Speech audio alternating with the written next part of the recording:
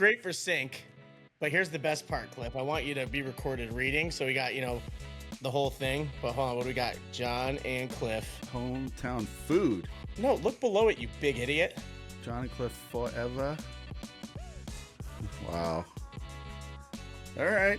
That's exactly the response. I was talking to my friend Ashley. I was talking to my friend Ashley earlier, and I showed her that, and she's going to be like, well, now... Actually, I don't remember what she said, but she laughed at it. She did say something.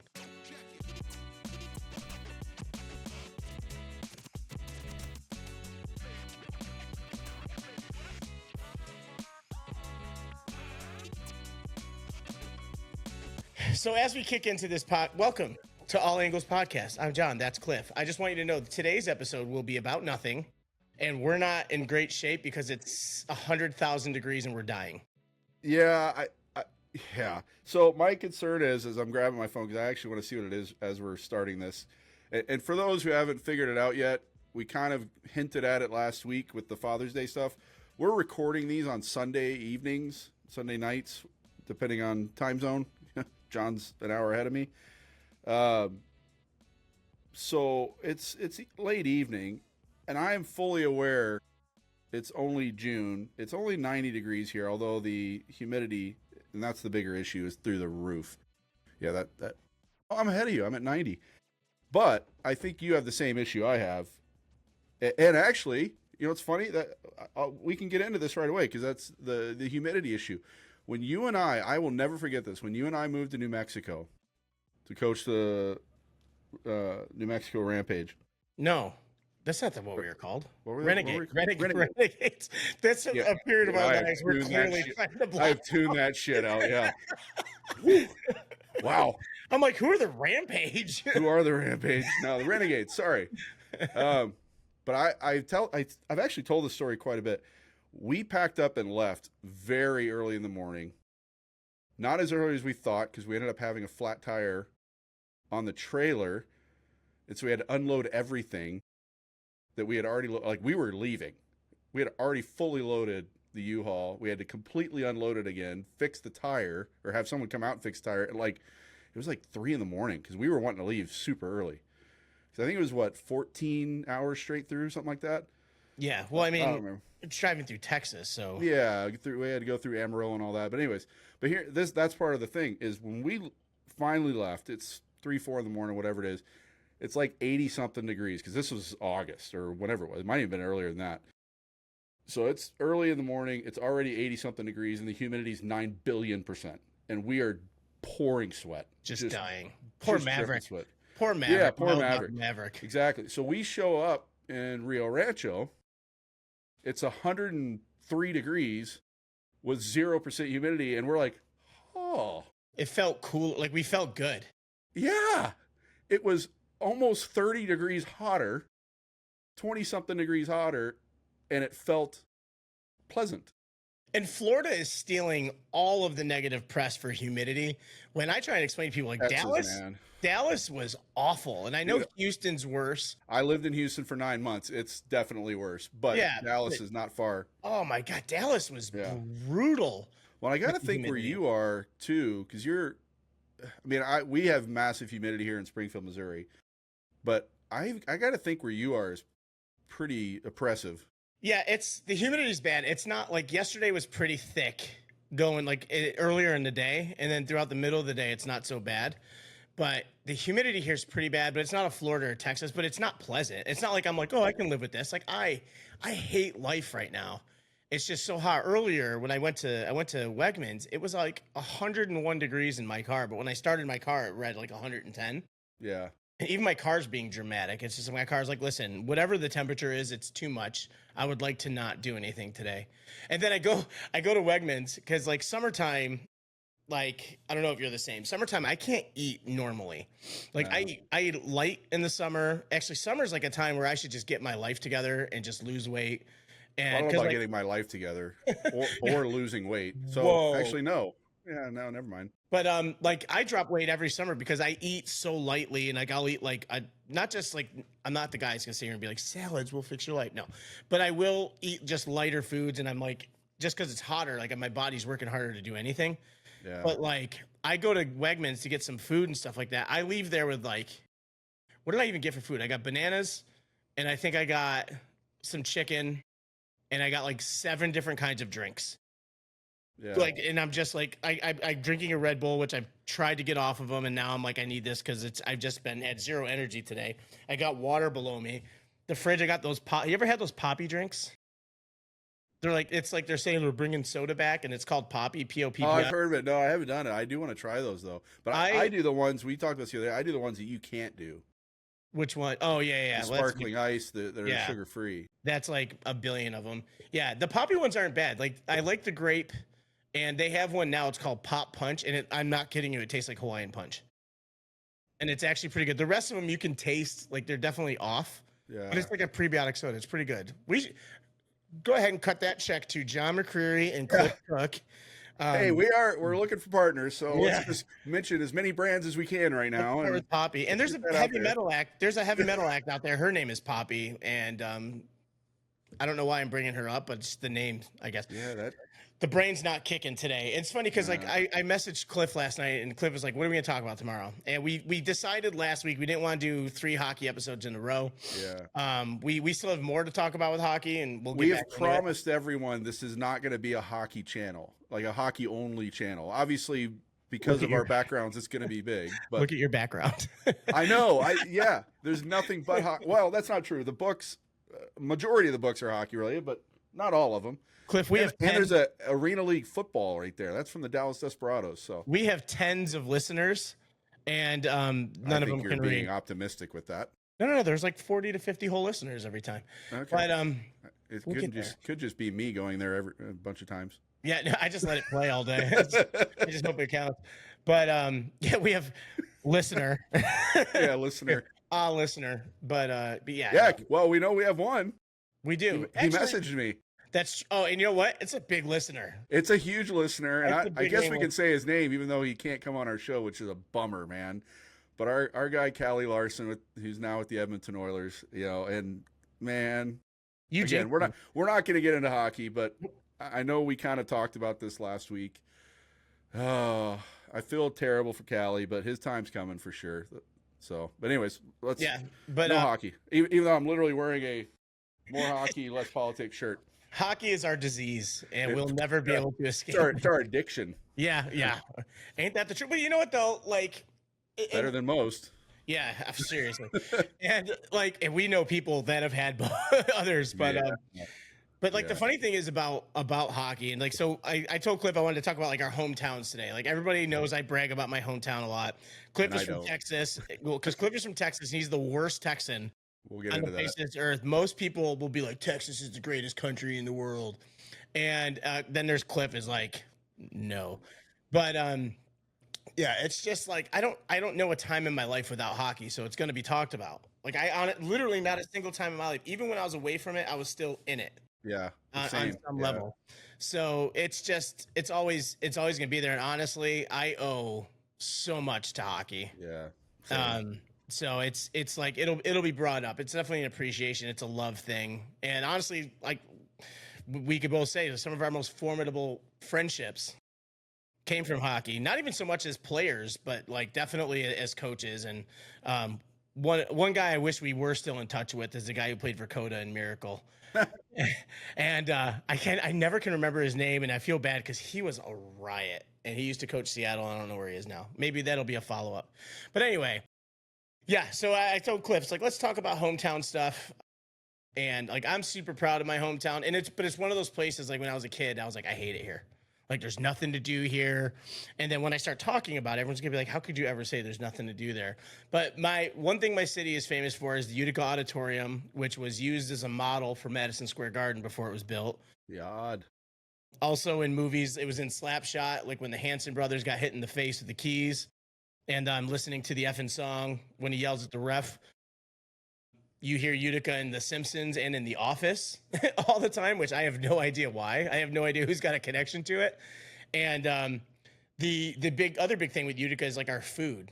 Like, there's a reason I look like how I do, and I'm gonna blame Utica. And to all my friends that are in Utica, that you guys look great, because I've seen a lot of people I graduated with. I'm gonna interrupt you here. You don't currently live in Utica. No. Shut up, Cliff. That's actually what I'm saying right now. really blame Utica for that. Yes, I can. And that's exactly what I'm doing. And you haven't lived there in quite a while. Cliff, enough out of you. It's, you know what? I'm still blaming it. It's established my love for food. Big middle fingers to Cliff right now. Hey, we haven't gotten to me yet. Yeah, I know. Yeah. But to my friends who live in Utica that look great, you know, screw you guys. You guys look good and you live around some of the greatest food. And like, we do. Like, the Italian food there is unreal. Cliff's been hearing me talk about this shit for over a decade. And we haven't even, like, as many times as we've both been up through the area yet to go to Utica. Yeah, as you know, I've spent a lot of time in upstate New York. Central New York. Go on. Love doing that. But joking aside, yeah, Utica is a town I've not been. I've been to some random towns in New York, and that is not one of them. Yeah, and it's again, it's one of those places growing up, you're like, I hate it here, and then like I leave there. So I grew up in Utica. I went to New Hartford High School, which is a suburb of there. I still keep in touch with a lot of people that I went to high school with, even people that went to the high schools around us, and like. We have a ski hill in the city. It's small and they've redone it over the years, but like we could go any night after school and go skiing in the winter. And then in the summer times you can ride like your bike down the hill and stuff like that. And it's crazy. Remind me, and I can't, neither of us can say his last name right, so I'm going to say it how we used to say it. Steve Slamalima Ding Dong. Where he, I can't say his last name. Sorry, Steve. Is he from the same town? Did he go to the same? He's from Clinton. He's Clinton. from Clinton. That's right. He's from Clinton. Which is right. That was like my high school's rival. I know you guys used to talk about it quite a bit. Yeah, and his school, until my senior year, his school used to just beat the brakes off of us. Yeah. And it was great because I mean it's kind of cool, like high school, like small high schools, and we had like, you know, we'd have games where we'd have 500 to 1,000 people for a high school game in central upstate New York. Upstate New York, yeah. Like that's not really a thing. Like we played games where there was nobody. Yeah. So like those games are always kind of cool. But yeah, Steve went there. They were awesome hockey school, and like, you know, it to the point where like we used to do these things where we'd be featured as an athlete in the paper, and like I would always choose this guy, Adam Lynch, that played for Clinton, and me and him used to go like all the time. And Adam was huge. Like if it came down to it and we had a fight, he would have murdered me in public. He was enormous, but like it was good battles on the ice, and like as soon as our senior year hockey ended, I ran into him at a party, and then we just started laughing, and it was just like it was very typical hockey, like hockey's over, we're cool now, but oh yeah, for sure. But yeah, that's just kind of where it was. And now like I haven't been back up in a couple years, but every time I go, my buddy Matt Gravsky, which I put on the list as someone I'd like to get on here, owns a restaurant up there. He's known me since I was 2 years old, and me and him were in a skating club of Utica thing. He was Pac-Man and I was baby Pac-Man, like when, you know, before even there was hockey sticks in our hands. Yeah. And stuff like that. But yeah, it's a cool thing. And now like it's growing, and they've added like extra rinks next to the odd, and hockey again. Is Utica, aren't they in the talks to always go D1? Yeah, and I think those talks have kind of built up recently with everything that's going on. I think there's about to be a pretty big rush of D1 teams, but that's a topic for another day. Yeah, I wonder why, because there's a whole new rush of players that's able to play. But yeah, so Utica, it's one of those places, man, and like we got a really nice theater there, like the Stanley Theater. They have a replica Titanic staircase there as part of like the building. By the way, since you've said that, when you come to visit down here, what is it, August, I think you're planning on trying to come down? Yeah, I'll be swinging down there with my buddy Adam. And I know you're a Ghost guy. You watch Ghost Adventures like I do. Yeah, Cliff. Boy, I'd love to get Zach on, by the way. That would be awesome. You know what? Zach has taken so much heat, but I love the guy. I love Zach Bagans. But anyways, he's been to Springfield. I think I've even told you that the Pythian Castle is like a mile and a half, 2 miles from where I live. But he's also down in Branson. You mentioned Titanic staircase or whatever. The Titanic Museum, like the official, I don't know why it's here in Branson. Isn't that where it sank? Yeah. Oh, sorry, everybody. The Titanic sank. Yeah, sorry to ruin the end of the movie. There was plenty of room on that damn door for both of them. But ruthless. You know, it's funny. I again, this is typical us. We're getting sidetracked. But I just saw a meme the other day where the two of them went on vacation together to some beach resort, and the comment was, does he really want to be near the water with her again? But no. anyways, Run, the run, Jack. the official Titanic museum is in Branson, and it's Really? haunted. Yeah, Zach and his team did one of their shows down there. That's where I'm going to be with Adam. Adam is one of my buddies who's part of the multiple sclerosis community. He's doing all these talks. He was just actually, he had the National MS Society at his house filming him. He's going to be one of the faces of it now, I guess. I'm not exactly sure on that. Don't quote me on that. But yeah, so he's going to be talking down there in August, and I'm going to go. And then I'm going to take days after that and go up to Springy and hang out with these two clowns, him and Lonnie. Speaking of you and your friends, I thought you were going to say, speaking of clowns. No, I had to pull this up again. John, theft is not a nice thing. And you just literally admitted to theft in a video this week, 2 days ago, in fact. Yep. I don't know who Peter McKinnon is. I'm sure he's a wonderful human being. He's an unbelievable photographer. Yeah, but you stole from him. Yeah. You stole. But if you go further in, there's actually a little asterisk. I watched the whole 3-minute and 55-second video, you thief. You know what? It's working. It is working. Thank you, Peter McKinnon. That's all I had to say. Go watch the video. Maybe that'll be the video we link at the end of this one. But yeah, there you go. It works, and people that little idea. And I know none of you. It is a cool idea. I just wanted to give you a hard time. Yeah, I think this is. Imagine that. I think this is a YouTube thing. You send people to other videos to get. I don't know. We're still learning the YouTube space. Yeah. I've had YouTube forever, and it's funny because I've made a lot of content for other people's YouTubes, and I've never focused on my own. And now, I've never done it. I never really did YouTube until two things. One, and I'll keep letting you finish your thing before I get into my kind of history. But I had a class in Missouri State that we had to create a video to post on YouTube, and that was the first video I ever posted on YouTube on my own personal page.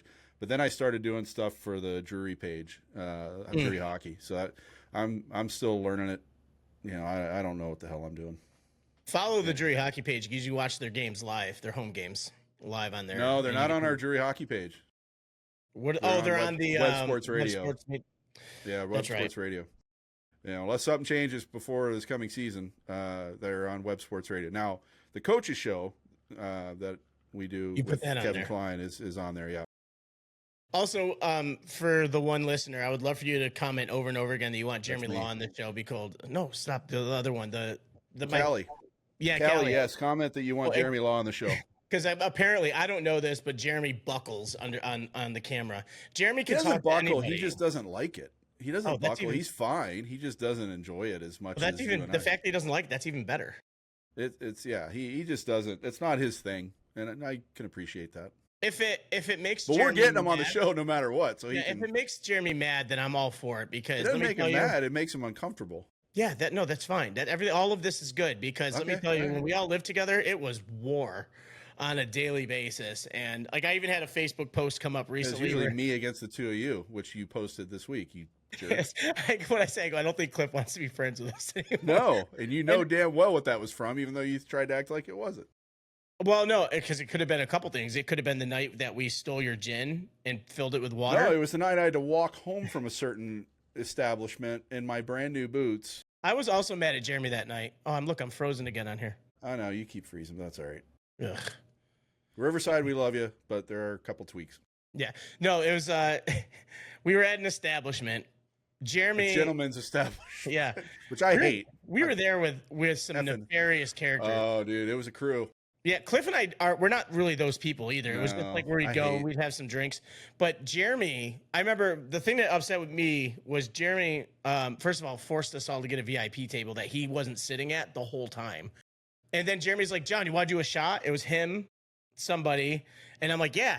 When you get invited to do a shot, if I'm just like, Cliff, do you want to do a shot? That means I'm going to have shots provided. I get up there. Jeremy's like, yeah, let's do 2 each. 6 shots lined up at this place, which you already know the price is inflated like crazy. $50. Jeremy goes, great. And then walks away. He didn't even I had to pay for him. Yeah, I'm fully aware because all of you left the VIP table with me sitting there by myself to pay the tab. And I said, that shit ain't happening. That's why you walked home. That's why I walked home, and my brand new stinking boots that I wore for the first time, that I still have them, by the way. That's what you get for wearing cowboy boots. They're my most comfortable pair of footwear. I love them. You did get some good tacos that night, though. Yeah, and I didn't talk to either of you for like a week. Yeah, it was a while. I did get my taco cabana though. I'm almost positive that my post was multiple days later. I don't think it was that night or the next morning. Yeah, that was not a fun night for me. I know this. It's funny how now we've turned this into what our phone calls are like, and everyone's like, "What the fuck are they talking about?" By the way, this episode feels very much like a Seinfeld episode where it's just literally about nothing. Yeah, but Seinfeld works, so Perfect. maybe this will be the one we get 53 listens. Mystic, I like it. Yeah, let me tell you, man. As hot as it is outside, I'm feeling good, and I love how the fact that we have. I was talked about Utica, and that we were going well, and then the typical John and Cliff thing happened. So Cliff, Yeah, go back to the This Is Your Life with John McCreary. Yeah, well, we ended talking about Steve Samalama Ding Dong. You know what? Yeah. We cannot say his name, and No, let me find it real quick while you're talking. Samonieti. Is he a Yeti? I guess we're not friends. Samoyedny? Samiedny? Typical Clinton behavior right there. It's just Samo, S-A-M-O, because Jeremy's called Samo. Samoyedny. Samiedny. Samoyedny. Steve, let's be honest. Were you a healthy scratch? Even in high school? I didn't know that. Wait, Steve got married? Where have I been? We're live. Yeah, clearly. No, I'm not. Like, I didn't say it like that. Like, I didn't know he got married. That's awesome. Good for him. No, I wasn't even meaning as the insult. I'm just talking about the ADD trip you're about to go down. Oh no, I'm on his Facebook, as you can probably see through the glare in my glasses. The funny thing is, Steve's the angle's good. Steve is awesome. Steve's such a good dude. When I started going to NITEX, Steve heard my name and he immediately knew who I was. Like before I even met him, I think you guys probably told him, and he immediately knew who I was. And so we didn't know the connection, but I'm sure we said your name. Yeah. Yeah, he said that's the thing. You're like, well, because I think it was when I first started coaching. It was like you guys were already in season. It was like probably like end of October, early November, and you're like, yeah, we got a guy coming in. His name is this, and Steve's like, did he go here? And so I think that's what it was. We didn't know. Yeah. No, but that was the funny part is like the about that world being so small. Yeah. Me and him grew up 10 minutes down the road to end up in the same building in Texas years later, and then the funny part about that is another part of my life people don't remember is the fact that I play music. And I remember here's my very first interaction with Cliff off of the ice is I was going to play open mic and Jeremy's like, I'm like, hey, you guys should come. I'm going to go play this place. It was that place, the 10 in downtown Dallas. Was that the first? I don't think that was the first one. It was the first time I tried to get anybody to hang out. Because I went to a few. That might have been Jeremy's first. No, but it was memorable. It was me. Oh, geez. No, don't even get me started on that night. But it was me. It was the first time I invited you guys out, and Jeremy's like, yeah, Cookie, we gonna go? And you're like, no. You're like, I'm not going. And I just started laughing, and Jeremy goes, yeah, Cookie's pretty upfront about that kind of stuff. And I just started laughing because I was like, that was like the first outside perception I had of you. And I was like, all right, well, I guess he doesn't want to go. But then when you did go, the couple times that we made a big deal out of it, it was chaos. That's an understatement, especially when it comes to Jay Law. He's not even here to defend himself. Not that he can. No, there's no defense. There's no defense. There's none.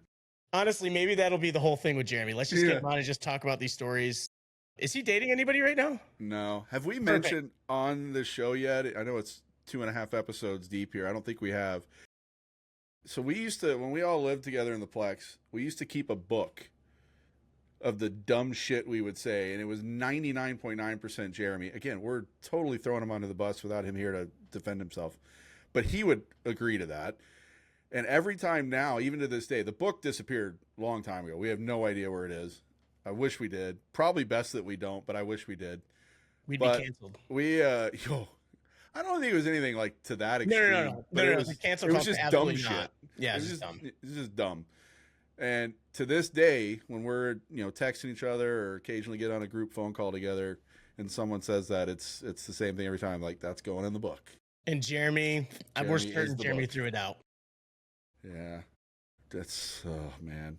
I know. So we're so sorry about this episode. I feel like we should title this All Angle Podcast. I'm so sorry.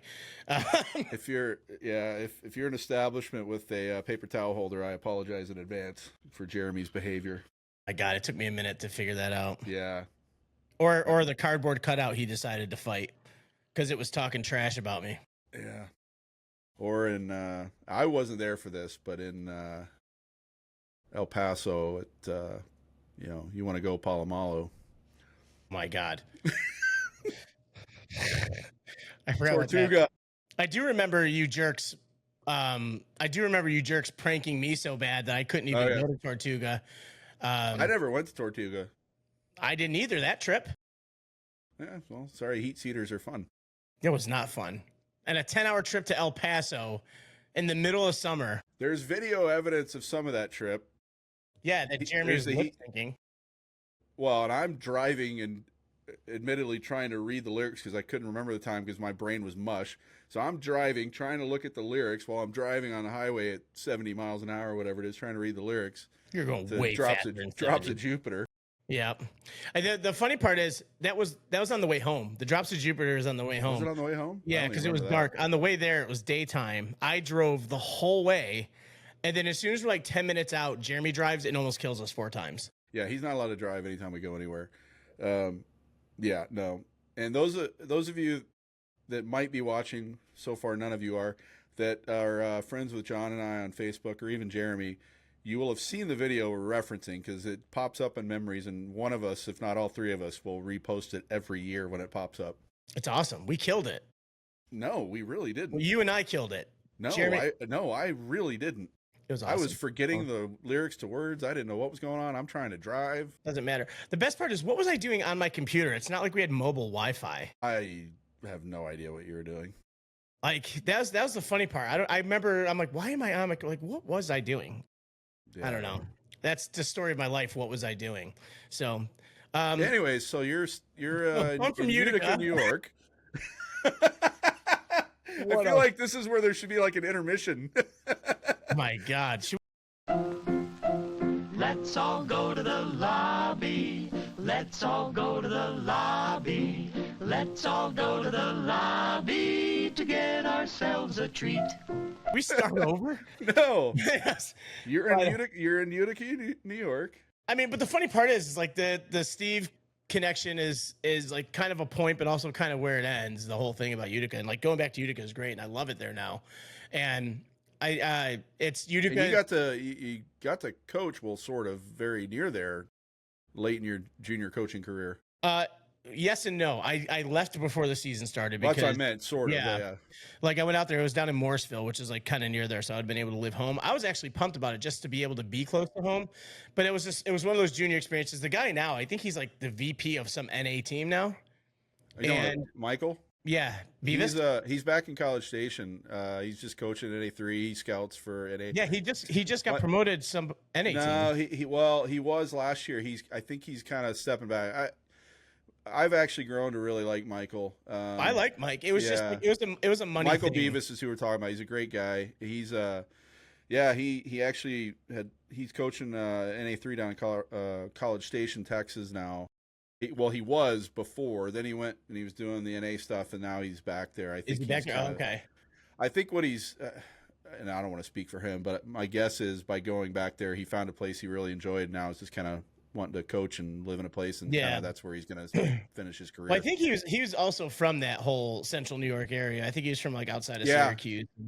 Yeah. So, but yeah, and he still works as far as the NA stuff. Again, we weren't going to talk hockey, but you can't avoid it. He's still like it's only people we know. I know. And Michael still does a lot with like Odessa and the NA. I mean, that's where his okay. He's definitely got the NA connections for sure, and he's been around a million years. Yeah, you know? It was a money thing at the time, and it was just like shocker. Yeah, it was a money thing, and it was just like I was just after the 2 years prior, I was just burnt, and I was like, okay, and that's when I went back to running gyms and stuff. Yeah, I know. Right. So no, Mike actually was very nice, and I had zero qualms about any of that stuff. Of course, at the time I was pissed, but it was just like one of those emotional upset things, so they moved all the way back home. But To be cheesy, my friend Summer, if she's listening, everything happens for a reason. And I said that so mockingly, but I do believe in that. I do too. She's I big into didn't, the but I do. astrology thing. Yeah, she's big into the astrology thing, so I give her a hard time as much as possible. Summer, I'm an Aquarius. I don't know what that does. She's on my list. She's on the list, and her and her husband have this app. They live in California, like just north of Los Angeles in the San Fernando Valley there, and they have this app that's all for astrology and stuff like that. So she like was reading my thing and was actually dead on. I'm like, I hate this. I don't want to do this ever again. But yeah, she's on the list too. But yeah, that was the whole thing with Mike and being up there. It's where my coaching career actually ended. Outside of, I still do private lessons and stuff like that. Yeah. But that's kind of where that just stopped. But now I'm obviously way happier with my involvement in hockey now, and but yeah, that's Utica. If Utica ever wants to hire me to make a video for the city, I will do it for free chicken riggies and Half Moon cookies and Oskin Eats pizza. I've had Half Moon cookies. Did you have the real ones? I don't know if Or I did did or you not. have these stupid New York City? You know what? Don't get me started. No, I right didn't now. have them in New York City. I probably had them in Lake Placid, which means they're probably not far away from being the real ones. Yeah, they're maybe. Before I get all hot in this conversation, because I have actual arguments with people over this. Oh, from living in upstate New York? I swear to God, Cliff. The Half Moon cookies, they're cake-based cookies. They originated at Hemstraat's Bakery. The original ones, the New York City ones, are crumbly, crap-ass cookies, and they can burn in hell. Not New York City. I love New York City. The cookies. Wow. Yeah, I just First angered. Hartford, now New York City. Shit. New York City's a little scarier. Actually, Hartford's scarier. I was say, Yeah.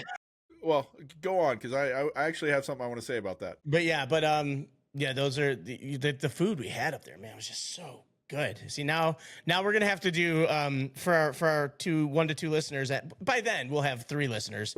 We'll have to take the podcast on the road. So, oh well, you and I know that's the dream. We've talked about that for years. Yeah, Cliff and I are the only 2 adults that don't want to live in a house. We'd rather live in a camper van, traveling North America. So, if you're a camper van customizer, everyone's like, I want a house. I want a big house with a pool. And I'm like, screw that. we just need 2 bedrooms and a place to set up the podcast, a little kitchen. We're good to go. Honestly, they have Starlink now, and I know it's Elon's thing, but like I watch this gaming channel. This guy like will set up right at a lake in the middle of the Rocky Mountains and play video games, high-speed internet. Yeah. The guy I was talking to you about in text the other day, Ryan Toomey, whose dad has the Ovechkin Jeep. Oh yeah. Yeah, that's right. Yeah, Ryan he's a van lifer. He's been doing it for years. He custom built his own van. He uses the Starlink as well. He can be in the middle of nowhere, and he usually is in the middle of nowhere. That's amazing. And he has a gamer too, but he doesn't have like a YouTube channel for gaming. He just does it when he's out. Yeah, that's kind of like how I would do it. And for me, it would just be more of like the whole. And the funny thing is like you could do that. No one would give a shit about me, but they would love to see where I'm at every day. Yeah, kind of thing. Cliff's well, that's what he does. In fact, I feel like I don't want to pull it up right now, but I think Ryan Toomey needs to be added to our list. 100%. Because of for not only that, but also the Caps connection with his dad. Yeah, that's I can't believe that's him. That's awesome. I see that thing everywhere. Yeah, I didn't know it either. He was talking about it because it was during the chase because he got to go home. He flew home to watch a game. I think he might have been at the game where he broke the record. I feel like they were in New York for that because I feel like I saw the Jeep up there. Yeah, I don't remember. I'd have to go back through his channel to figure that out. But anyways, those are some long. So long after days. Utica. After Utica, yeah. So then I go to Texas and I meet Cliff. Yeah, we're already at 33 minutes. You got. Well, you didn't go minutes. to Texas. You went north. I was everywhere. North. Yeah. Well, for college, I was up in Canton for St. Lawrence University, which is funny. We have Canton, St. Lawrence, Clarkson, and Potsdam, all within 10 miles of each other. The only good memory I have up there is Sergi's Pizza and the Fat Bags, which are deep fried pizzas. He hated when you called them fat bags. They were amazing. I can't even tell you how they're 3 pounds each. That sounds epic. So we would just get one. It was like a pepperoni pizza, deep fried, all rolled up and deep fried. It looked like a calzone, but it was an actual pizza. And you just that and the blue cheese, and we'd get 2 a night. One for before we went out. Right now, I'm getting fatter just listening to this. Yeah, we'd get 2 a night. We get one before we go out, and we got one for when we got home from going out. Yeah. And Man, oh man. Like, and the funny part is like even being up there for hockey, I didn't play. Like between injuries and the fact that honestly, getting up to a Division 1 school, you realize it doesn't matter if they wanted you. I'm up there and I'm like, I don't belong here. Yeah, it, it's just like, oh my God. Like, I hear you. yeah. I think I could have been all right D3. I know like a couple schools really wanted me, and I just like I just got when you start getting offers from D1 schools, you just go blind to what's smart. And but yeah, then I ended up in Florida, then I was in Texas, and then New Mexico, Wisconsin, New York, Connecticut, North Carolina, and now here in Virginia. Holy shit. That's nothing. Yeah, trust me, that's all the more episodes of the different places. But like I think in our first episode we talked about recruiting and the differences. How growing up with a pretty similar background. Yes and And no. then there's Cliff and then there's similar, but then there's Cliff in Texas. And Yeah, did you grow up in Hearst? Carrollton. No, Carrollton, yeah. All Yeah, this just kind of blend together over there. Yeah, well, Carrollton's kind of on the other side of Dallas. Carrollton's kind of North Dallas suburb. So yeah, I grew up in Carrollton. My family had been in hockey before I was born. I have an older brother who's 5 years older, and so he was already playing by the time I was born. He'd only been playing for a year or two by the time I was born. My dad, it's so funny. I wish I could pull this Down up. there, he started when he was like what, 3 or 4 years old as well. Yeah, same as me. 3 or 4 years old. I know down in Texas, most kids that's No. early. Well, down this there. is the thing. I've always had an issue with this, and I don't know if this will be a you and I together talking about this, or this will be a solo thing for me, going over the kind of Texas hockey history, or in particular Dallas hockey history, because I've always had an issue with, and I again, I get it, I understand it, but hockey did not start there when the Stars showed up. It's been there literally since like the 40s. My dad, just the other day, and I'll have to send this to you for when you edit to show you. I'm pulling it up now just to kind of look at it while we're talking, but he came across something from when he was a kid. My dad's in his 80s now at this point. I don't Close to you. Shut up. You're such a jerk. It's true. Maybe he sent it to me in an email. But anyways, he came across something the other day, and it was this little pass he had from when he was in, like, I don't know if it was elementary school or middle school or whatever, from when he was a kid. And it was a skating pass for the old fairgrounds, not the fair park I grew up playing in, but like the fairgrounds in downtown Dallas, which was... You talking about the Texas Fairgrounds? Yeah, where the Texas State Fair is, the famous one with Big Tex and all that. Is that still there? I heard that fell or something. It's something burned. Yeah. It burned. I mean, they redid it, but I started playing when I was like, started skating when I was like 3, officially playing when I was 4. And so my family's kind of in the origins of at least youth hockey in Dallas. There's always been professional of some sort. When I was could barely function on the ice, I was a mascot for the Dallas Blackhawks back in the day. That's awesome. So I would skate around during warm-ups, like literally warm-ups. They're, in pregame, wearing the Blackhawks jersey and the very offensive headdress on my head. So I apologize to my native. I have native blood as well, but it's not a good enough excuse to do that. But it is what it is. On there. It is what it is. But it was a neat experience, and we used to. They had a cool thing back then. My brother's favorite player growing up was Ian McKegney, that played for the Dallas Blackhawks. That's why my brother wore number 6. But if you brought them, I can't remember, it was like 50 pucks or something, or 20 pucks, whatever. If you showed up to one of their practices, because this was the original Central Hockey League when they had no money. These guys are working summer jobs and doing all that. If you showed up with like 50 practice pucks for them, they'd give you a stick. That's like awesome. A signed stick from a player, kind of. It's like old school. It was really cool. But anyway, so yeah, did all that, and then got kind of frustrated with hockey in Dallas as a kid. I played a ton of baseball too, but after my sophomore year of high school, I left for New York. I ended up going to 3 different high schools, as it turned out.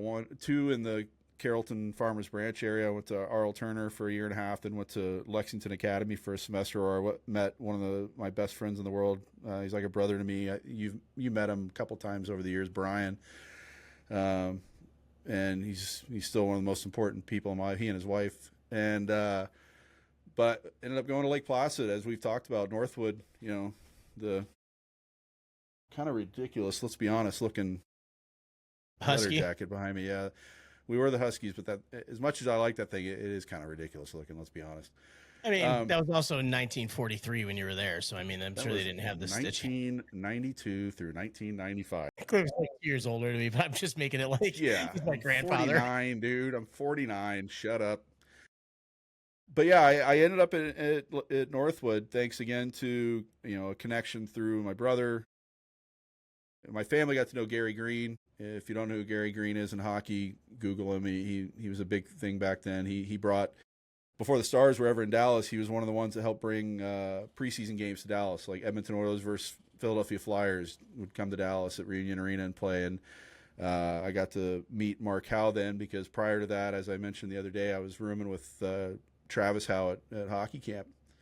To cut you off real quick with there might be people that don't know. It's hard for us because like we know it so well. Like Northwood Academy in Lake Placid, New York. Like Lake Placid's where the 1932 and 80 Olympics were. Obviously, the 80 Olympics famous for the Miracle on Ice. So that's what makes Lake Placid so special, and it's still such an awesome. It's a special awesome place, town. and I will not hide. I've not hid from anybody. You know this as well as anybody, that's where I want to be, and that's not a secret to anybody that knows me or anybody that vaguely knows me. That's where I want to be. I think we all have, at least I hope, we all have that place that just feels like home, and that's Placid for me. The reason I know it, and again, I hope others have this same feeling.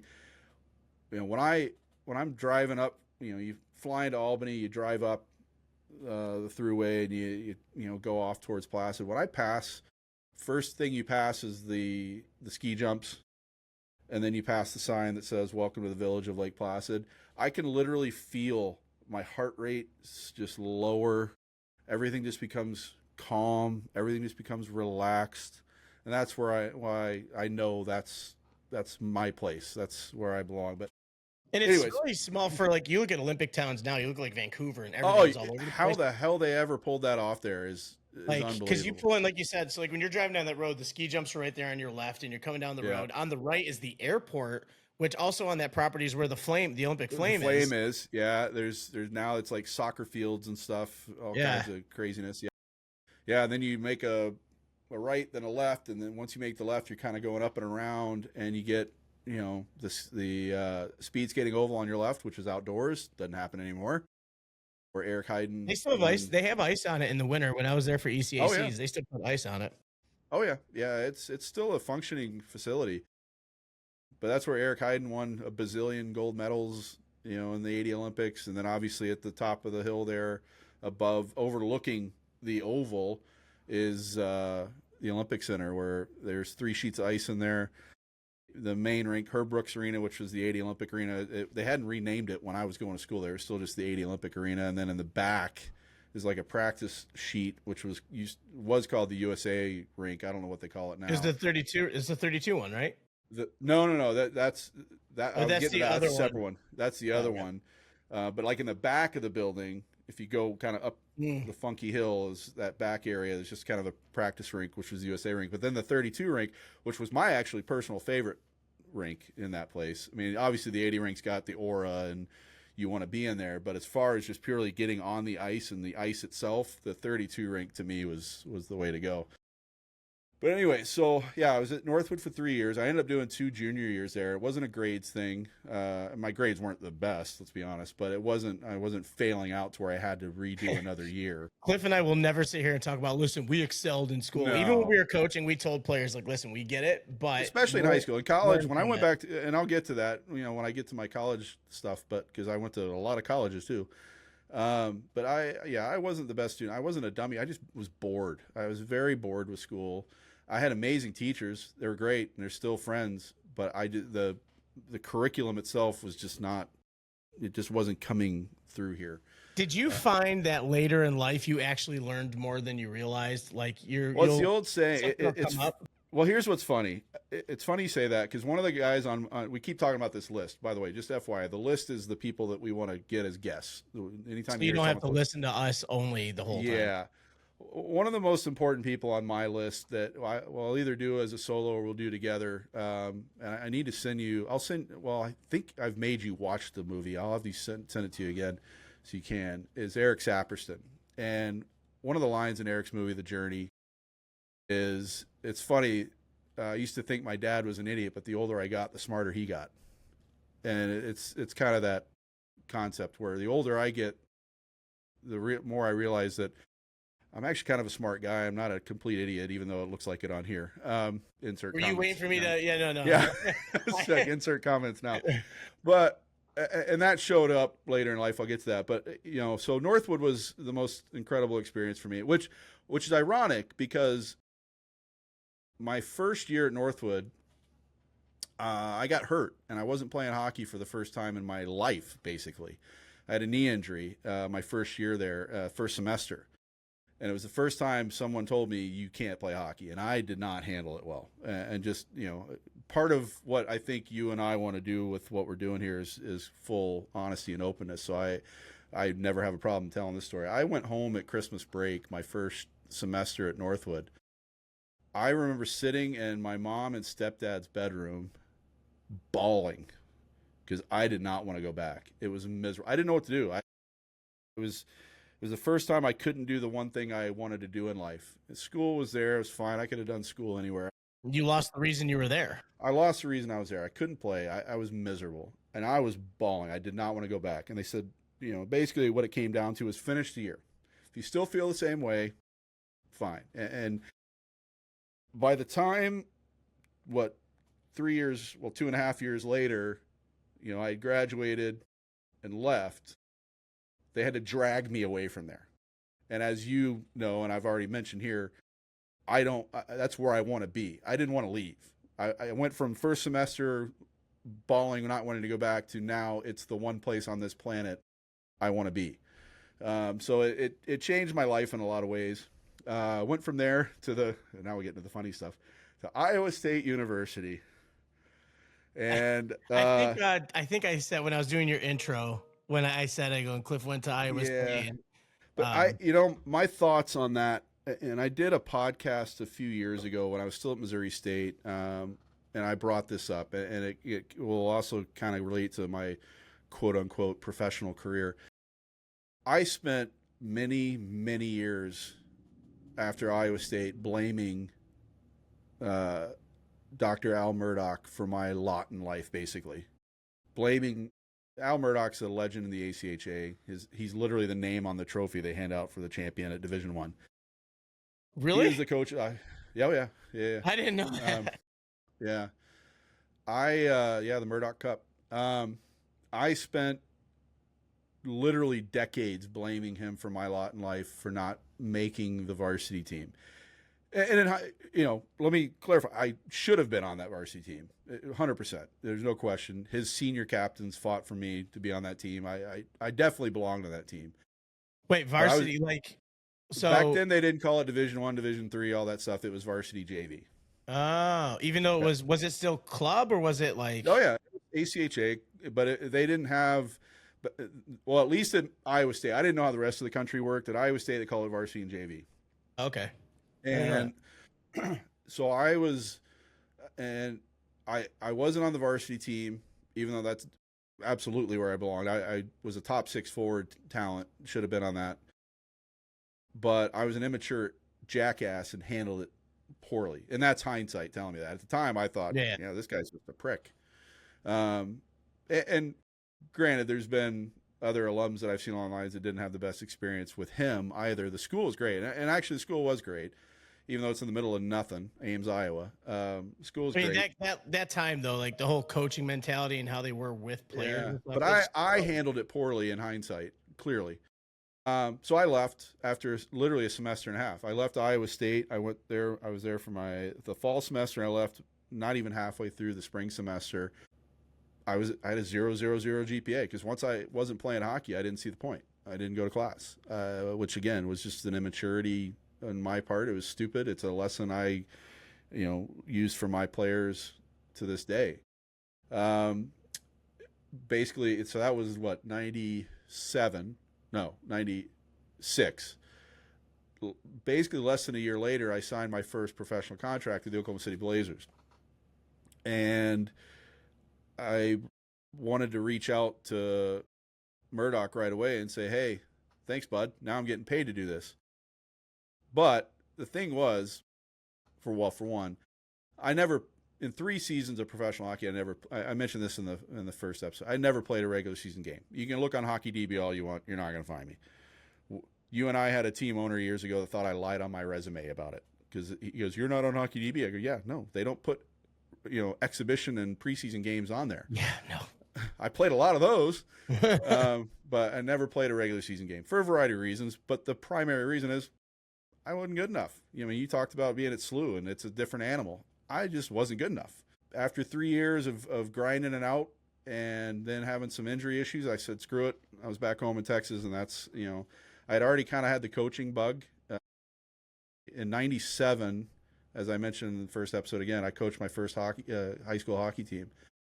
And then it just kind of blew up from there. But I did go back to school, though, and that was a big thing for my family, especially my dad's side of the family, but really all of them. I started out at community college because, again, that 000 haunts me to this day, and we'll get into that. But went to community college, didn't really focus there either because I found another passion. And that's when I got, I'd already gotten into the journalism thing, the writing when I was at Northwood. Won the Mirror Award. It's around here somewhere in this room. Maybe I'll hang that up. But for, newspaper award at Northwood. And then I got into the newspaper at Richland College in Dallas, which is now called Dallas College's Richland or something. But anyways, and I just refused to leave the newsroom. I wouldn't go to class. I'd just be sitting in the newsroom doing work or designing newspapers or doing whatever. And that all happened when 9/11 hit too. So I was straight into the newsroom. Oh, yeah. I was straight in the newsroom that morning when 9/11 happened. Again, going back to Jersey behind me, but ended up at UT Arlington after that. Got into an argument with a professor there. Like, my college experience was weird, man. Very confrontational. Very confrontational. Richland College wasn't confrontational. I was thoroughly invested at Richland College, the community college there in Dallas. I ended up actually getting hired by the school, even while I was still a student, to be the sports information director. I don't think they call it director. I think it was coordinator. So I handled like all the media guides, the PR. I did the announcing and the music at all the games, like baseball, basketball, volleyball, soccer, like you name it. I was doing it. So I had so much fun. By the way, to cut in here real quick, like there's neither of us are taking shots at any community college stuff. First of all, if you go to college of any level, of any kind, like that's an accomplishment. Yeah. And it's something to be proud of. Like when I realized I wasn't going to be playing hockey at St. Lawrence, I started taking classes over at Canton, which is right across the street. And that's how I met some people over there. And it's just like, I finished up there, but it was just like, it was one of those things where it's just like, I hated it because it wasn't. I would say, anymore, but yeah. So I ended up going to, let's see, 1, 2, 3. I ended up going to 5 different colleges / universities. My time at Richland College, a community college here in Dallas, was the most fun I've had in my academic career, other than Northwood, obviously. And it was really nothing. It was more to do with, I was in the newsroom a lot. I was, newspaper editor. I was doing all that stuff. I had a lot of fun at the community college level. And then, UT Arlington didn't go well, left there pretty quickly. But it was at Richland College when I got the internship with the Dallas Cowboys too. So ended up, that was supposed to be like a 1 year as far as school year thing. And I ended up kind of being there for almost 3.5 years. That's when they were still pretty good too, right? Oh, they were okay. Were they? Yeah, they were okay. I was there, I think it was my second year when Parcells arrived. Because it was Dave Campo, Parcells, my last year there, I think, is about the time Tony Romo was arriving. We had the Chad Hutchinson draft pick. Got to do, and one of the guys, again, back to the list. One of the guys on our list is Brad Sham, who's the radio voice of the Dallas Cowboys for 46 years, something like that, 43 years. Who became a great mentor of mine when I was there, just a phenomenal human being. I was just a measly intern, didn't have any real reason to talk to me, and he kind of took me under his wing for a lot of reasons. But yeah, that was a fun experience. Richland College was a fun experience. But then I got into the coaching full time. And you mentioned all your moves. I mean, I'll go through mine. Obviously, you moved 12 times since my last first, move. well, my first ever coaching job, as I mentioned earlier, was in Oklahoma City when I was right before I, signed with the Blazers. But then it was, coaching for years down in Texas, everything from mites all the way up to midgets at the time, U18 now. Can't say that. Mites, squirts, peewees, band of midgets. They don't even call them any of that anymore. Mites, squirts, peewee, band of midget. Yeah. Yeah. And then obviously, hooked up with Jeremy. Jeremy and I had known each other prior to hooking up with him. And like you, my first year with the Brahmas, I joined like mid-season, basically. Just kind of jumped in. Well, he had a couple of coaches that were kind of a train wreck. I think they were decent enough hockey guys. Well, one of them was, you and I know, was a bit of a mess. Fucking let my dog out, man. Well, I was thinking of the other guy that likes to talk a big game, but his resume's bullshit. I don't know if you remember him. I mean, probably. We won't mention his name on the air. I'm talking about the other guy that let my dog out when we were gone. I know yeah. Well, he had his own issues, but yeah. Yeah. So I ended up with Jeremy for a couple of years there, and then he's the one. When the thing with you and I in New Mexico came up, I was hesitant. And I don't know if this is a good episode for that, but I think it's a future one. But I've always, and I still to this day think my skill set is more assistant coach based. And I had this conversation with Jeremy years ago, and I didn't use it. I told him, I was like, I'm not using this as a slight on me at all. I just think there are some people whose skill sets work better in certain areas. His skill set 100% is as a head coach. There's no question. Mine is more the back end of things, the assistant coach side of things, working on things from behind, if you will. So going out, and I think that's what helped with you coming as well, that we did the co-coach thing. That, I don't know about you, that helped me. It helped because, I mean, I think we both jumped at it because it was like an opportunity. And we had just been screwed. Yeah. We were supposed to go to another team. Oh my God, that's right. We were supposed to go somewhere else, and our contract got torn up. Yep. We were supposed to go much further north. For a person who screwed me the next year. Yeah. Yeah, true. Actually, I didn't think about that. Yeah. But we were supposed to go way further north than we ended up, in a much colder climate, and we ended up in 103-degree weather. But again, as you said earlier, things happen for a reason. So yeah. So anyways, go back to the list. So yeah, started in Texas, went to New Mexico. We had a hell of an experience in New Mexico. Essentially lost our jobs, but the guy that took over for us wouldn't allow us to be fired. And the crazy thing is we weren't having a bad year.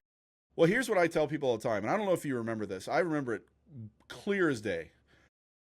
Two parts to this, probably more than two parts. So we were not allowed to sign a second goaltender, essentially a backup, if you will. That was done for us against our better wishes. And in fact, we had a contract in hand from a kid that ended up being an absolute stud. I don't know if you remember that. Yeah. I don't know if he was Russian or Ukrainian or whatever he was. Absolute stud. Swedish, maybe. Who knows? No, he's a Russian kid. It's been so long, I don't even remember now. But we weren't allowed to take him. And this is nothing. Every time I kind of try and tell this story and what happened to people, I feel like I'm completely throwing our second goalie under the bus. One of the greatest people I've ever met. Super nice kid. Awesome. And he wasn't a terrible goalie. Don't get me wrong. He was perfectly fine. But we sent our number one goalie up to Jeremy Law's dad, in fact, to Soyuz. And we, at the time, I think we were second in our division. And who was that goalie to the team? The owner's son. Yeah. But that's where I'm going with it. So I believe at the time we sent him up there, which is our job to send, to promote players. I think we were second in our division. Like, we were doing well. Yeah. It was him and our captain. Well, yeah. We instantly went on a 10-game losing streak from the minute and that was going into the Christmas break. And I'll never forget, I don't know when you found out, because I was seeing someone at the time. I was dating her. She was in Dallas. She was planning on coming out to New Mexico at some point. You guys had a nickname for her. We're not going to bring it up now. I don't even remember. Yeah, you will if you think about it for a minute. I was spending Christmas with her and her kids, and I was started getting messages on Christmas Eve from the person that shall not be named that we hinted at last week, family advisor type, saying, "Hey, what's going on in New Mexico? I heard you and John are getting replaced." I said, "Dude, it's Christmas Eve. I don't have time for this right now. Like, what are you talking about?" But he loved doing it that day. Yeah, well, I don't. Yes and no, because at the time he and I actually had a good relationship. Yeah, but he still his Because he and I were doing I think were we already by then doing the podcast together? No, that wasn't at all when we were that there. wasn't until I went to Marquette, I guess. But yeah, I'm like, dude, this is like I'm with my girlfriend and her kids. Like, what are we doing here? Like, I don't need this shit right now. Christmas Day, I'm getting another message, same thing. I'm like, what are we doing right now? So finally, I messaged our team owner, said, what's going on? Like, I'm getting all these messages. He's like, no, nothing's wrong. What are you talking about? Literally 2 days later, the announcement was made. I found out via in the online article through that same person's website. That's how I found out. I wasn't told. I wasn't called. Nothing. Yeah, and there's an irony in the fact that I was back home in Texas, and our first games back were against the Dallas Snipers. I don't know if you remember this. I refused to get on the bench. I watched from the stands. Nope, I remember that. I didn't want any part of it. I was pissed. It was Mike Stanaway that replaced us, and I don't mind mentioning him now because Mike and I have mended our relationship. And he's been killing it every year. He is killing it, and I don't know. I've heard from others that Mike didn't even know we had a falling out. I think that was more on my end, and again, it goes back to me maturing and realizing. Now there were some issues that I were legitimate that I had problems with, but I didn't even want to meet Mike. I mean, he'd taken my job. You had already met him by then because you were in New Mexico. He also already had a reputation from where he was coming from in Southern Oregon. Like that team, he had a reputation reputation of all that. He had a reputation for winning. He had a reputation for not giving a damn and doing trades, this and that, and all that. And with him came a huge trade too. It was like a 10 to 15 player trade back and forth between the two teams in Southern Oregon. And getting to know Mike more, some of that reputation, as if you remember right, wasn't even him. It was his team owner in Southern Oregon who ended up being a complete jackass. Yep. But it was ironic in the fact that I didn't want to meet Mike. I wanted nothing to do with it. I refused to get on the bench that weekend in Dallas. I did go back. I drove back to New Mexico, finished the season, and Mike and I started a team together in Marquette, Michigan. After all that. And then won the championship. We started the Marquette Royals, where he was from. He's a Marquette guy. He's from there. Started a brand new first year team. Won the Minnesota League. Went to nationals when they still had junior nationals. We got our ass kicked there. Then you went to New York, and then we took basically that entire team because our owner there was a nightmare. We win the league in our first year. We go to nationals, and he wants us to take a pay cut, and we're like, yeah, you can go F yourself. Yes. We took about probably 70% of that team, if not more, picked them up and went out to Brooklyn, New York, and won the USPHL, finished second at nationals there. So you're getting the idea now. So Texas, New Mexico, Marquette, Michigan, up in the UP, Brooklyn, New York, and then I actually ended up in Maine for a bit because I was my ex, who's my most recent ex, which is obviously not that recent at this point, 12 years ago. Amazing human being. We've reconnected. She's awesome. She's doing well. She's, but anyways, her kids are amazing. I moved to Maine for a bit after that. I was going to find a coaching job in Maine because that's where she's from. So that's another state to add onto the list. That ended, went from Maine, ended up surprisingly Colorado Springs. Spin of the year there, and that's where our boy up here, Jeremy Swayman, that's where I got to meet him and coach him with Pikes Peak Miners. Love Colorado Springs. I love Colorado Springs. I love Colorado. I don't, and this is coming from, I had just been in Brooklyn, New York. I don't like how freaking expensive it is. Yeah. I mean, but we stopped. I remember stopping in Colorado Springs. I mean, Beautiful every place we went to, like they had, remember they had that big like half pipe for bikes and skateboarders, and then they had the well, that's where my rink was. Pikes Peak Miners. That's where the rink was. Yeah. That's, because you Sturditch. we went there to played see your buddy. Yeah. That's where You had a friend Sertich, there.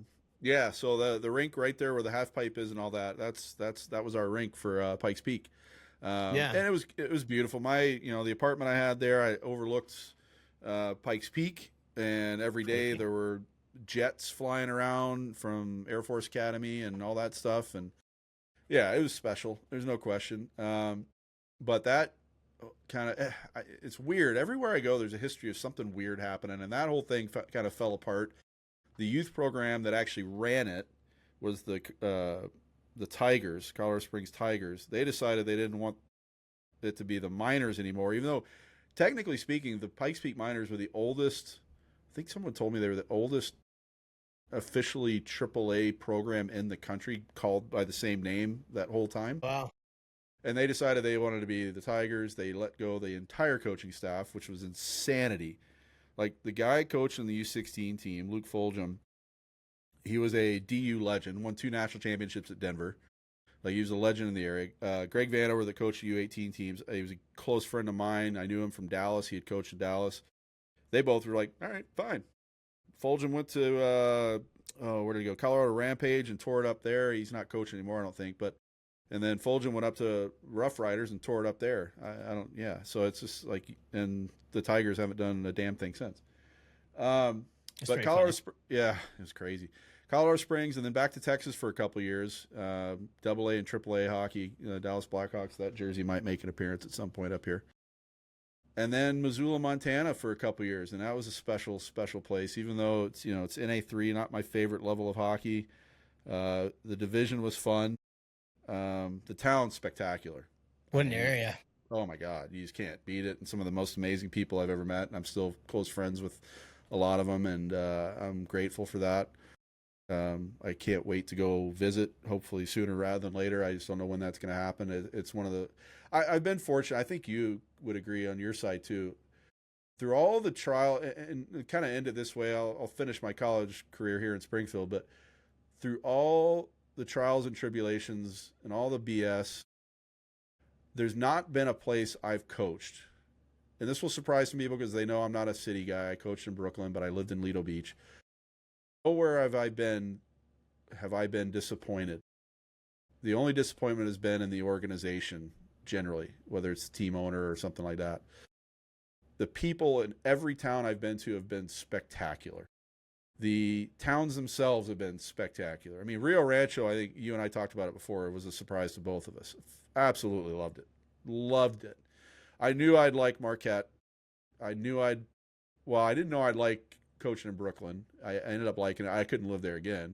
That was such a weird place you played at too, like the way the seating and stuff was. You could tell they just crammed seats wherever they could. Yeah, yeah. They still got the runways and everything laid out. The garbage trucks, they train out there.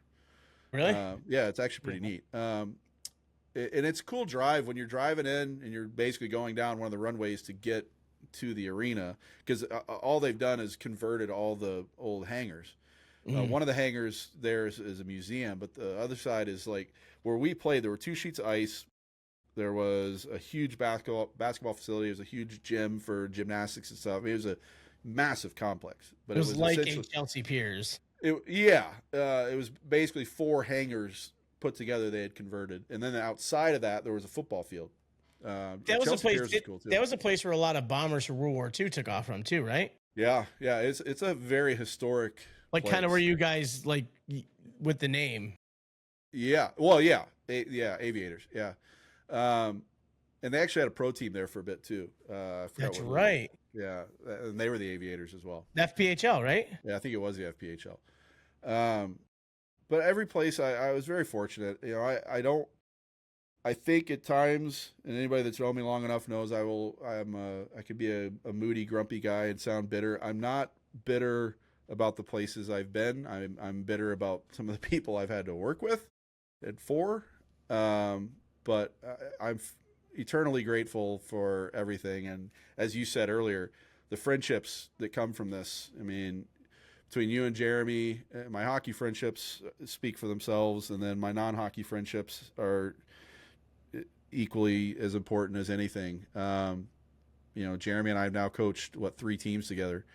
But yeah, it was ironic. So things It's were, actually funny. It's only 3 teams for how long you guys have. yeah. Because at Brahma, I get Brahma's Missouri State and now Drury. Yeah. Yeah, and then so Missoula, the Missoula thing was interesting because I thought I was going to stay in Missoula. Obviously, that was not going to happen in hindsight. In fact, the team doesn't even exist anymore. But Do they have a team at all there? no, not a junior team. They've resurrected their college team thanks to the guy that was my assistant coach, Mike Anderson, who I will say, I've said it publicly many times. I'll say it again now. Mike Anderson is the best. I mean, he's just a great coach in general, just phenomenal coach. He is possibly the best individual skills coach I've ever been around. He's just phenomenal. wow. He's a Minnesota guy from the St. Paul area, and he's been in Montana now for a long time. He and his wife had a baby just within the last year, which is awesome. But again, unbelievable people. But I kind of made the decision my second year in Montana. I knew something wasn't quite right with the ownership.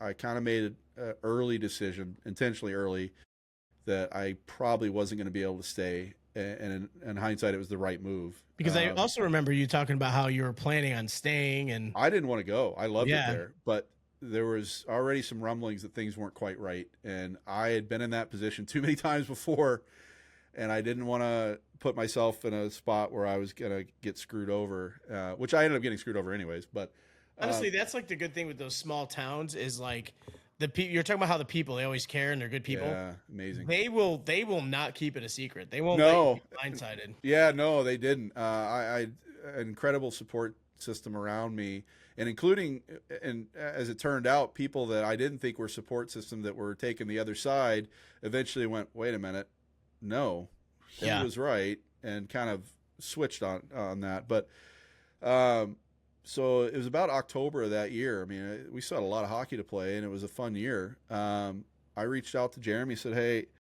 nothing official yet, but I just kind of want to start checking what's out there. I said, are you looking for an assistant?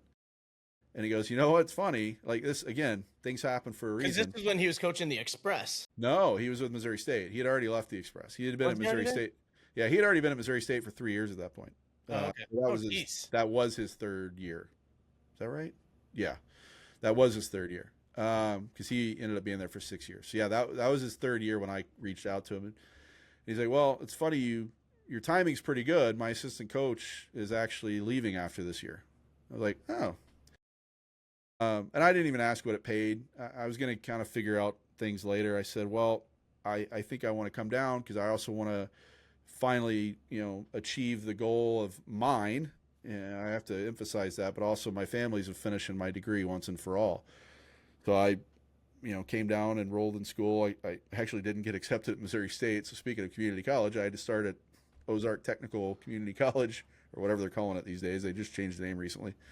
And had to do a year at community college just because that Missouri State or Iowa State, man, that 000 haunt me to this day.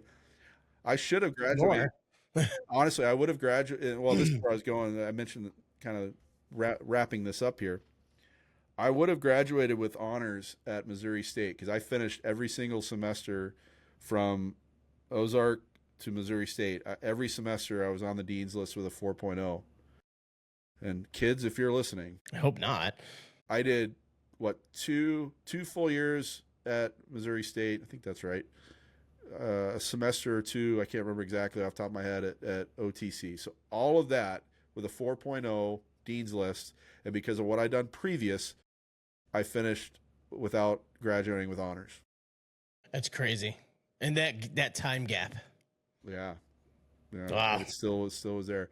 But no, it was great though. It was great to achieve that goal. I said it before, but that's such an achievement as an adult while doing everything else. So I think I was the second oldest to walk the stage that day. By the way, there's irony there. I had never worn a cap and gown until that day. He also had to be wheeled across with his walker with the tennis balls on. I almost got through this without an F-bomb. I dropped one earlier. I'm the Northwood. They do it now, but when I went there, we didn't wear cap and gown. So when I walked at Missouri State, it was the first time I'd ever worn cap and gown, and I looked like a fat bastard. You know what's funny is When you wear a cap and gown, I don't care where it is.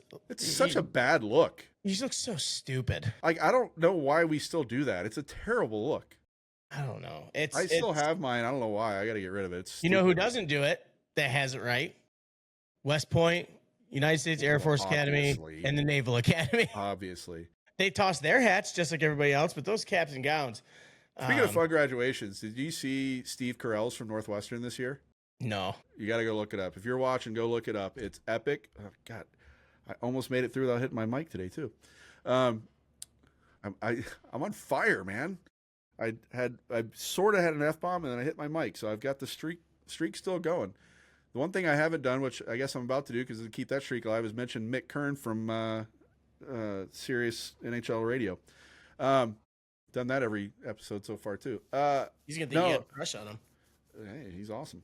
No, Steve Carell's commencement speech at Northwestern, not Northeastern, Northwestern. Shut up. I was gonna say was epic, and it included a dance party in the middle of it. get out of here, really? Yeah, it was awesome. I'm definitely gonna have to check. But that it was out. so good. Yeah, it was so good. Anyways, so that's Yeah, Cliff has put on the miles. I have put on the miles. This is Springfield's the longest I've been in one place since Until Lake Placid calls, and then Chris will be Chris. Who the hell is Chris? Since we And then- first, well, about the time we be- first met, I had been back in Texas for quite a few years at that point. I don't remember how many because I had been doing. I don't know if that really counts though, because that's like I know you're- that's what I'm you're saying, but right. I had been doing all the photography stuff leading up to. I didn't even get into that whole side of things, the photography side of things. that's a different episode. For That is us. a different episode. That's a loaded one for both of us. Yeah. But yeah, I did the photography thing for years, and then as kind of the one little gap in coaching or in hockey I had, but I was still involved because I was doing stuff for the Dallas Stars Ice Girls, so I was still That's right.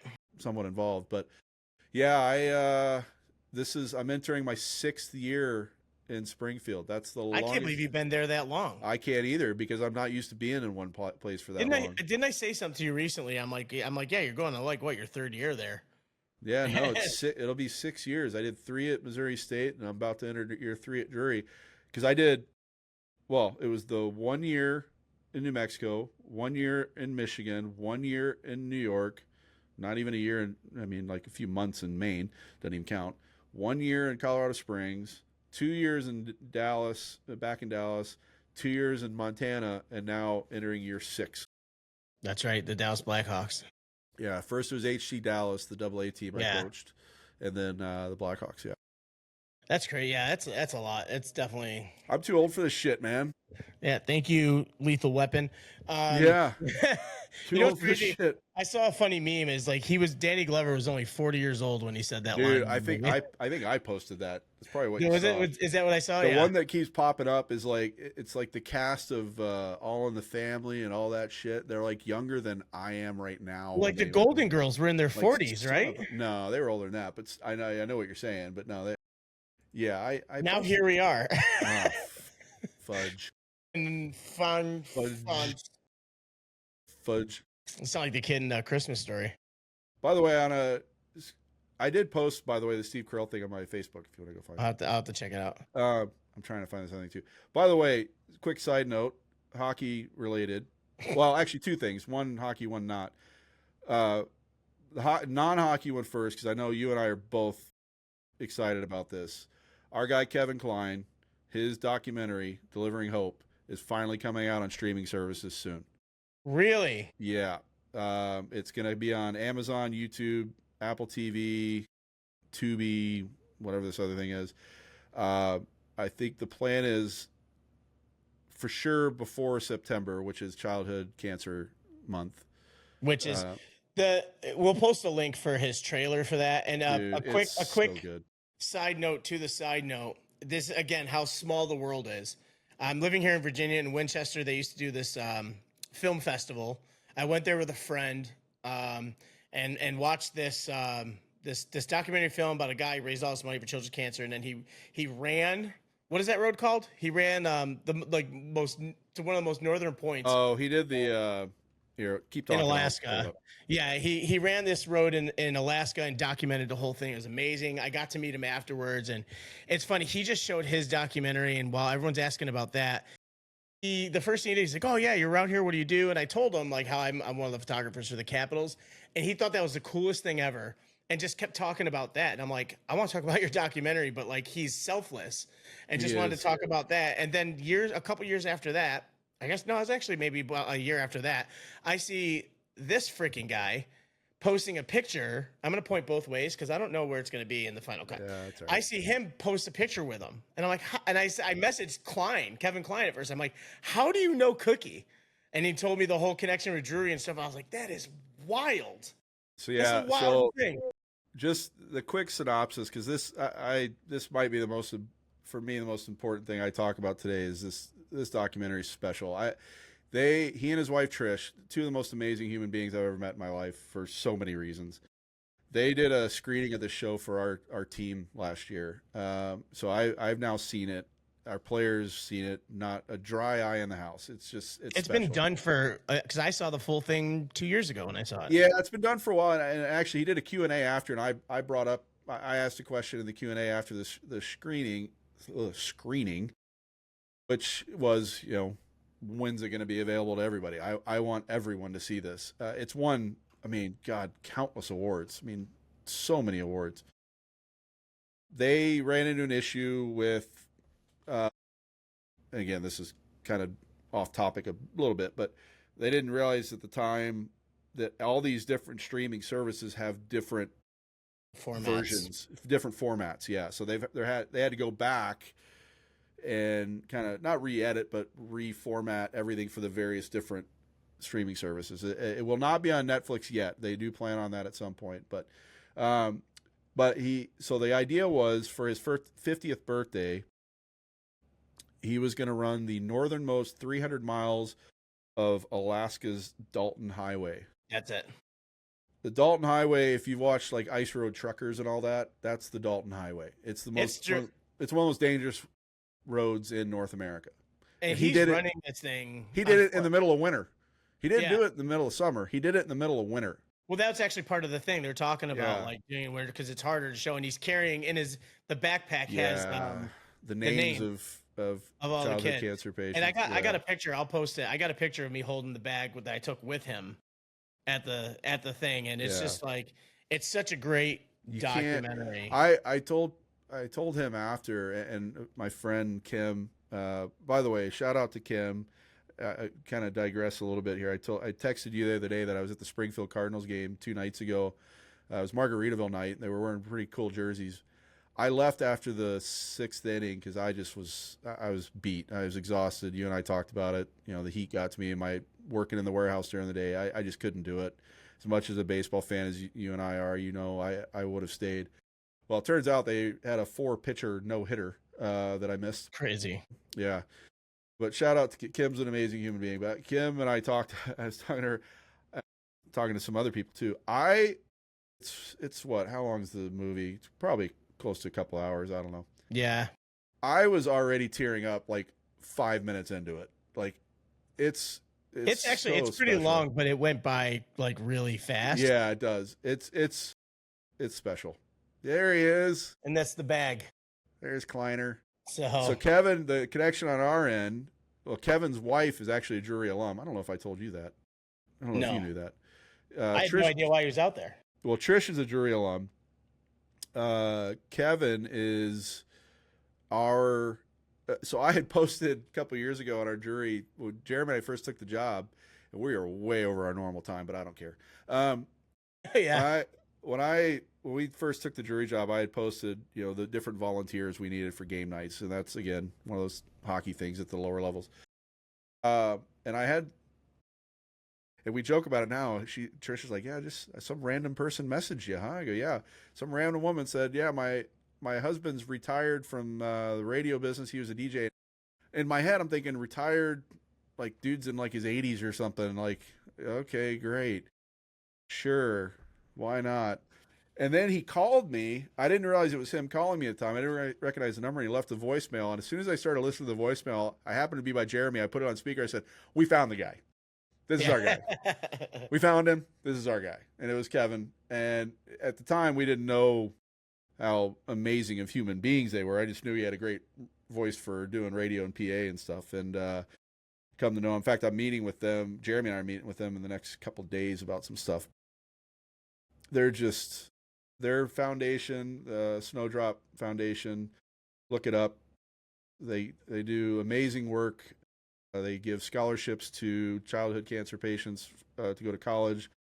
Or up into they actually just they just handed out their most recent. And as soon as the movie is available streaming, we'll share it everywhere. Oh yeah, it's kind of cool. We both got to see it already. Like I said, I saw it at the film festival, and like it was one like Cliff said, it's not dry eye in the building, and it's like when you start watching it, like even if you're there with somebody, it's not like movies you'll talk about things. Like you say nothing, like you're just locked into it, and it was done so well. Yeah, it's definitely great. So they have now, since they started, so Snowdrop turned 19 years old this year. I didn't know that until I'm just reading this. Since they started, they've given out 1,250 scholarships totaling a little over $3.2 million. And they've given over $2.5 million into research. They're unbelievable, man. I can't say enough about them. I feel bad. They've invited me over a lot recently, and I've just not been in a good headspace. And ironically, they're like the perfect people to be around when I'm like that. Yeah. I should really be over there. They're just special people. I think I only met I'm trying to remember. I'll be honest with you. I don't remember if I met his wife. She had to have been there. Yeah. I think she did, and he introduced me briefly. I just didn't get a chance to talk to them because Trish at the film awesome. festival. So like after that, we went to watch a different film. Oh, gotcha. And so we were just kind of on our way to the next place. And it's funny because Kevin even reached out recently. He's like, "Hey, do you ever talk to her anymore? Make sure you say hi." And like she has a job where she literally will go spend 3 months in Africa, but she can work from home. So like, Kevin's now our PA guy, and he's the host of the Coaches Show, which is awesome. And he's someone we're definitely getting on, especially because of the connection. But he's just a great. I want to get into his history. He and I've talked a little bit about it. I want to get into his history. He was a college baseball player at Oklahoma State. He back in the days of like big name guys, I think like Pete Cavilla and guys like that were there at the time. So he's lived a pretty impressive life, and he talks a lot about it actually in the documentary. Yeah. So yeah, he does. He actually, that's the other good thing is he talks about pretty much every detail of how he got everything going. So it's like it's pretty transparent. So yeah, he's had an interesting life. But we're sitting here at an hour and a half. Perfect. Cliff and I were like, we're going to keep these shorter. But this is actually, I like this because it talks about a bunch of stuff. Well, we should have done this as our first episode. Probably. It's way more of a background. Yeah, and I was going to say, when I feel like when we're doing just the hockey stuff, those are going to be quick and sweet and to the point. I think when we get into the deeper stuff, not that this was deep by any means until we started talking about Kevin. Yeah, right. We're deep as a puddle, dude. When we're talking about our history, which now we got that out of the way, we don't have to deal with that shit anymore. People are like, we're sick of it. Yeah. But when we get into the deeper stuff, like whether we're talking mental health or we're talking anything like that, I talked to you earlier about being introduced to high Ren recently, or literally in the last 24 hours, and I'm just blown away. But I suspect those will go a little over our normal time just because they're important. There's just ones you can't cut short. Same thing when we get Adam on. Like Adam's someone I know very well. I talk to him every day, but his multiple sclerosis stuff he does. Yeah. I think that'd be good because I don't know how much you know about MS, but just the more I talk to these people, like my MS documentary was supposed to be just one film documentary, and I just kept meeting people, and I'm like, Isn't that how that works? Well, that's the thing. Is like it starts off if I did one film, I can't really give anybody their proper space to say what they're going through because everybody deals with it differently. Yeah. So it's going to start off 6 or 7 people, and that's kind of what I'll be doing my travels for. There is a link for those who catch this on the TikTok. There's a link, and on the YouTube, actually, when you go to my YouTube page, it's the first thing that starts playing. And that was a trailer I made for when it was just going to be a film. Yeah. But yeah, those kind of things. I mean, it's important stuff. Like I said, Cliff and I could sit here and BS about hockey and sports all the time. When we lived in New Mexico, it's funny. We would go to the Isotope games, and like I actually got a picture at a New Mexico, the Lobos game where you dropped your phone onto the field. Remember that? God, I forgot about that. But like, yeah, it's funny if we're there, like we're always doing the other sports stuff. Remember but, they were, by the way, remember they were playing San Diego State and Tony Gwynn was the manager. Yeah. And we also, at the Isotopes game, we saw Van Slyke's kid playing because he was playing Yeah. for the farm team. And oh, speaking of my hometown, Andy Van Slyke went to my high school and before he played for the Cardinals and the Steelers, the freaking Pirates for a long time. I So don't there know we go. anybody famous out of my hometown. Other than one of the random YouTube channels I watch, Gone with the Winds, that it's a sailing channel, and Jason Wynn actually went to the same high school I started at. Joey Howes was a bit pretty younger than me. popular bull rider and took a horn through his throat. That's kind of crazy. that's He's a not whole, from my hometown, though. no, but that's a he's from Close. Louisiana. He's from Louisiana. He almost killed me with a crawfish broil, so that'll be a different topic one day. But were you there for that? Yeah, Dude, I ran. I know. And I You were shoved as much terrified of bread in my terrified mouth. these little. No, I wasn't scared. I ate a were scared. potato, You were and the scared. spice was so much. I wanted to die. They I thought I weren't was even- going to die. They weren't even spiced that much. Oh, Cliff, dude. I grew up in New York, man. Like, Frank's hot sauce is spicy to me. You grew up in New York. You grew up not far away from where the buffalo wing was invented. You're just soft. That's the buffalo wings. First of all, don't get me started on buffalo and their wings. Because if anybody messages Anchor Bar, I'm deleting the comment. But I will leave it. now, Actually, I don't have access yet. Son of a bitch. yeah, but you got your page. You can blow that up. Damn right I will. But yeah, these kind of things are a big deal. And honestly, that's kind of why it's important. Like, we appreciate the people who have been watching these. We appreciate the support from the people we know support. For everybody else, if you can share it, can subscribe to the page. Growing it will only help, and it's going to help, like, especially when the people that find those things they like. Like, not everybody likes hockey. We get it. Yeah. People might find this a little bit more interesting because it talks about hometown. Maybe my friends from Utica might actually just sit there and listen to me ramble for a while, and Cliff's Carrollton people. But None of them are there. yeah, but they'll still listen. It's the beauty of the internet. But share it out, help us out. The subscribing and listening, it's free to do, but it's going to help grow everything in the future. And one of these days, I promise we will become organized. But today, actually, it was so hot today. Today's not the day. Today was not the day. Oh. It Today was really- so hot. I messaged Cliff and I was like, it's so hot right now. I just can't get it together. I'm like, we'll just. I didn't even want to. I haven't left the house in 2 days mainly because not only I just was beat, but I didn't want to open the door to go outside to let the hot air into this house. It's an Even invader. for like a half a second. It's an invader. I'm petrified. My AC is gonna blow out, and like you'll never hear from me again. I'm just not looking forward to going to the warehouse this week or really Yeah, the rest Cliff- of the summer. The next time you guys see Cliff on an episode, he's gonna be shredded with abs. He's just gonna sweat everything away Yeah, doing his job. if that was truly the case, I'd be thrilled to be going to the warehouse. Cliff will be at work right now. Yeah, I'd just go hang out there. Cliff would find a way to just attach it to his hat. But Yeah, that's not happening. But we do appreciate those that you do Yeah. listen. We appreciate people sharing it out.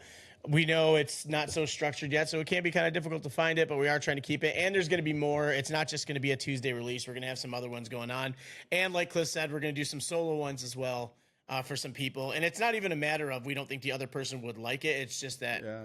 Cliff and I are human beings with other things going on. But if there's something maybe you want to have covered, other than Right. politics and religion, we're not going to dive into that for any other reason other than we just want this to be an informational place, not a confrontational place. If there's going to be any confrontation, it's just going to be me and Cliff, as always. Yeah, I'm not about to get into politics and all that. I'll lose my mind. Not at all. Go fight with your neighbor about that. But we do appreciate the people chiming in, listening, commenting, sharing. I appreciate Like, Cliff and his subscribe, time. hit that notification bell, all that good stuff that YouTubers are supposed to do.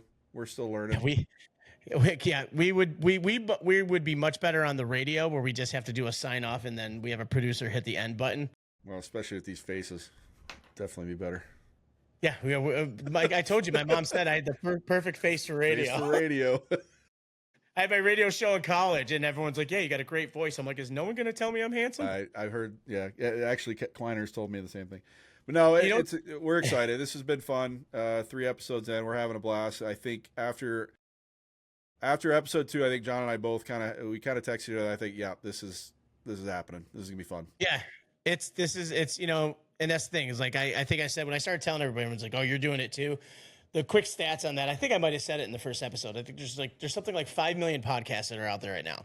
The problem is there's a lot of podcasts that are out there, but there's barely any that are active because people kind of call it quits after the third one. Yeah. Due to the same things we're going through right now with low viewership, no one's really supporting. You kind of and it's not like your friends are bad people or anything. They just forget. They're so used to hearing you talk as it is. They're like, hey, I don't wanna listen to more of They've that. heard these stories. Yeah, some of them lived these stories. Some of them live these stories. Yes. Honestly, that's why I'm almost surprised that Jeremy's not our number one listener, because Jeremy would be rolling and all this. But you know, it's something that, yeah, exactly. Yeah, well, I don't think he'd cringe. I don't think it'll register. But we love you, Jeremy.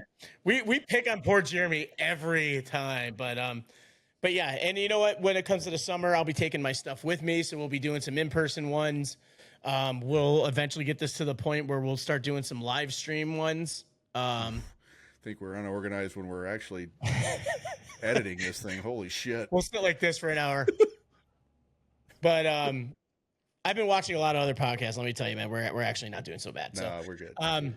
But yeah, you know, like all the feedback and criticism and everything is very welcome. We'll get some of these highlight clips out. The program we're using is great. It's got you'll notice we freeze every now and then. It's not a technology problem. It's just something with the software, and in you know, it's technology. It's gonna glitch a little bit. But thank you for listening to our origin stories. Now that we got that out of the way. Yeah. Now everyone's like, good. We don't want to talk about you ever again.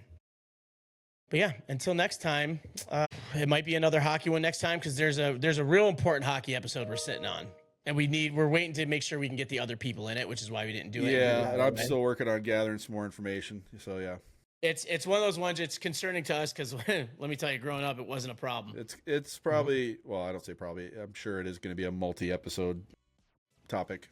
It'll kind of have to be. It'll be all recorded the same day. We'll just have to break it up.